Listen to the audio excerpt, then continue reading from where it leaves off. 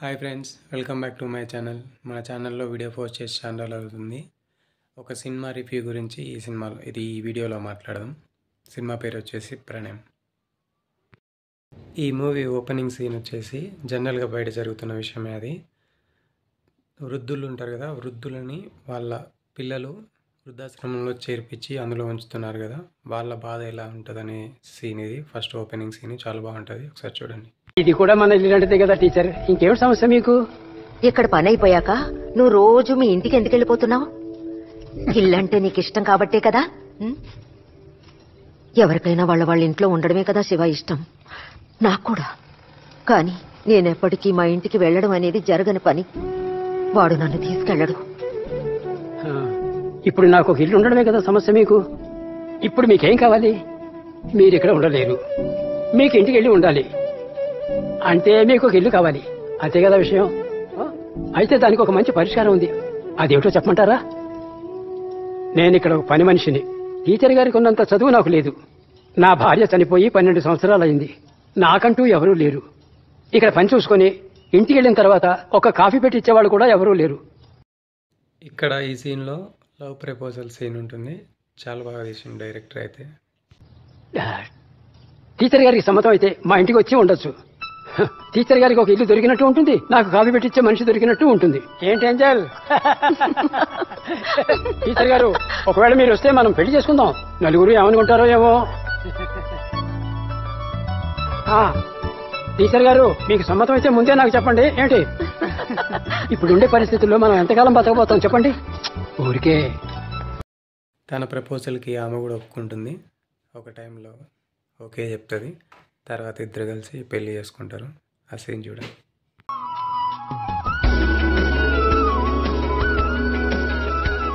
ఈ రాత్రికి పండగ.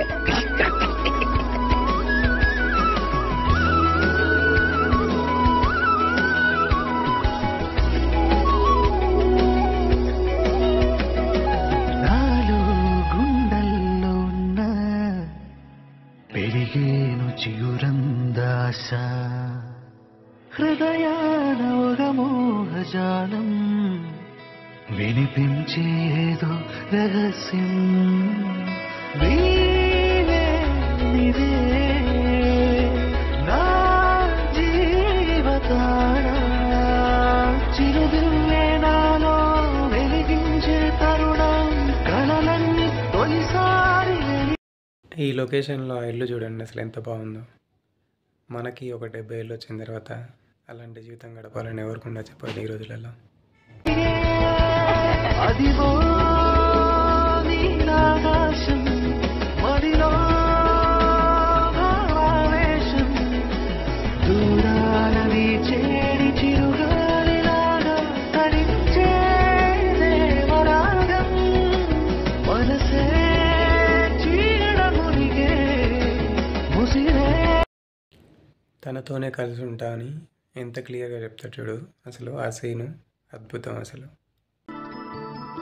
టీచర్ గారు, నేను ఇంకా ఆశ్రమానికి పనికి వెళ్ళకూడదు అనుకుంటున్నాను. ఈ రోజు నుంచి పొలం పనులన్నీ చూసుకుంటూ ఇంటి పట్టునే హాయిగా ఉండాలనుకుంటున్నాను. నువ్వు భోజనం తీసుకెళ్తావా? వద్దులే, నేను ఇంటికి వచ్చే తినేళ్తా. అనవసరంగా ఎందుకు ఇంత దూరం రావడం? వంట రెడీ చేసేస్తున్నాను, వెళ్ళేటప్పుడు తీసుకెళ్ళిపో. ఈ టీచర్ నన్ను ఇంట్లో ఉండనిచ్చేటట్లేదు.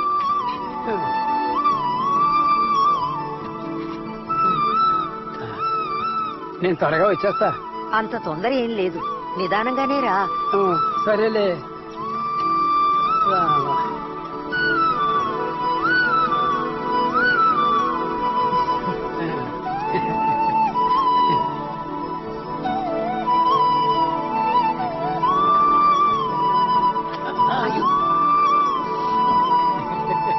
ఏం కాలేదులే. వాళ్ళిద్దరు అలా హ్యాపీగా ఉన్న టైంలోనే తను సడన్గా చనిపోతుంది. తను చనిపోయిన తర్వాత తను చెప్పే మాటలు అసలు వేరే లెవెల్. మెచ్యూర్డ్గా ఉంటాయి డైలాగ్స్. చూడండి మీరే.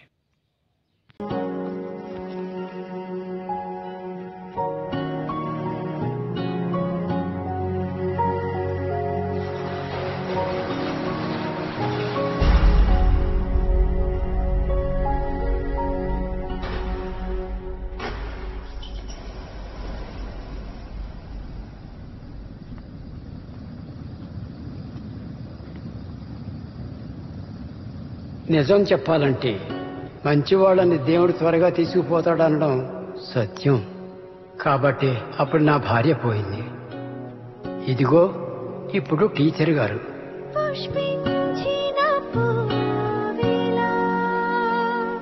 ఏది ఏమైనా టీచర్ గారి కోరిక ప్రకారం ఖచ్చితంగా ఆమె భర్త దగ్గరికే వెళ్ళి ఉంటుంది. మరి ఇప్పుడు నేను ఒంటరివాడిని అయ్యాను అనుకుంటున్నారా? నేను ఇప్పుడు ఒంటరివాడినే. కానీ మనకి తోడుగా ఉండడం కోసం ఎవరైనా ఎక్కడి నుంచైనా వస్తారు. మనం కొంచెం ఓపికతో ఉంటే చాలు.